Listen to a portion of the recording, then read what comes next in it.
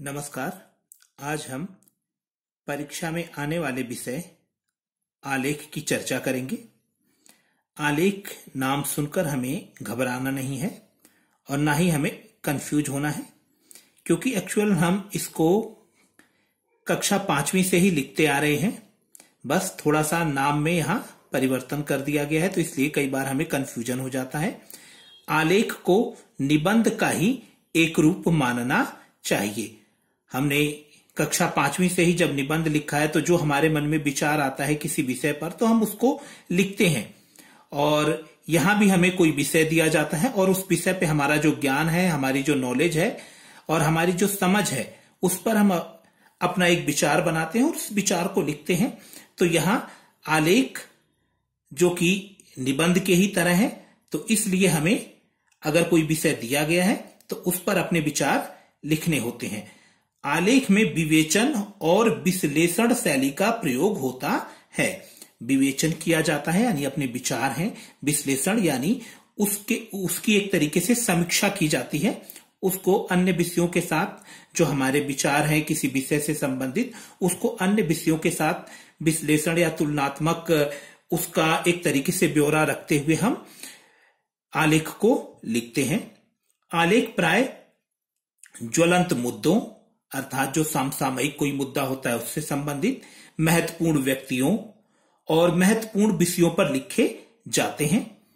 और हमने ये देखा है कि अक्सर जब हम निबंध भी लिखते हैं तो महत्वपूर्ण व्यक्तियों से संबंधित होता है, महत्वपूर्ण विषयों से संबंधित होता है। तो यहां हमें बिल्कुल भी अपने आप को कंफ्यूज नहीं करना है। आलेख अर्थात निबंध का ही एक रूप है और हमें आलेख को ज्यादा बड़ा नहीं लिखना चाहिए। ये एक पेज पर्याप्त होता है परीक्षा के दृष्टिकोण से। तो इसलिए कई बार हम देखते हैं कि कुछ बच्चे 1 से लेकर 2 पेज 3 पेज तक आलेख लिख देते हैं। उसका कोई औचित्य नहीं है। आपका आलेख जो 1 पेज का है वो पर्याप्त है।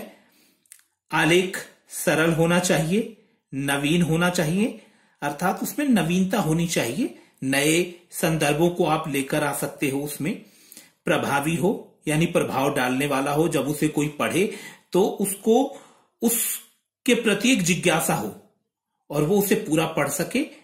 जिज्ञासा का भाव उत्पन्न करने वाला हो, अर्थात पाठक जिज्ञासु प्रवृत्ति जो है, अगर आलेख को पढ़ रहा है तो वो बनी रहनी चाहिए वो प्रवृत्ति, और उसको वो पढ़ता रहे जब तक कि वो पूर्ण ना हो जाए। तो जिज्ञासा उत्पन्न करने वाला होना चाहिए। इसमें तथ्यों और विचारों की पुनरावृत्ति ना हो। हम आलेख लिखते समय पूरा सावधान रहें, सतर्क रहें, क्योंकि 1 पेज का अगर हम लिख रहे हैं आलेख तो हम देखें कि हम बात को बार बार दोहराएं नहीं। तथ्यों को बार बार हम पुनरावृत्ति तथ्यों की ना करें। आलेख का आकार संक्षिप्त होना चाहिए और गंभीर अध्ययन पर आधारित और प्रमाणित हो। अर्थात जब आप आलेख लिख रहे हो तो आपने उस विषय पर गहन अध्ययन किया हो, अर्थात जो आप पॉइंट या तथ्य दे रहे हैं वो ठोस होने चाहिए और प्रमाणित होने चाहिए। अर्थात उन तथ्यों की प्रमाणिकता के विषय में आप बता सकते हो कि यहां से ये संदर्भ लिया गया है, जिससे कि उसके तथ्य प्रमाणित हो सके और हमें भी ये पता चले कि आपने इस विषय पर अध्ययन किया है।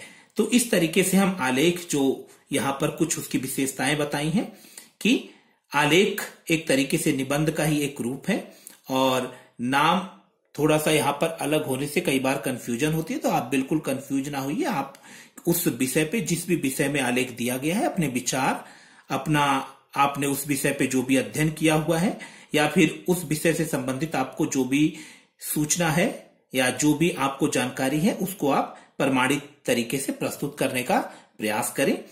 और यहां पर हमने कुछ अभ्यास हेतु आलेख भी दिए गए हैं, तो आप इन आलेख को लिखकर अभ्यास कर सकते हैं, जिससे कि परीक्षा में यदि आपको आलेख आता है तो आप आसानी से आलेख को कर पाएंगे। तो पहला हमने दिया हुआ है महिला सशक्तिकरण, दूसरा विद्यार्थी जीवन में समय का महत्व, विकसित भारत, मोबाइल के लाभ व हानि, राष्ट्रभाषा, स्वच्छ भारत, डिजिटल इंडिया। तो ये कुछ विषय हैं जिस पे आप अभ्यास करके आसानी से आलेख कर सकते हैं। धन्यवाद।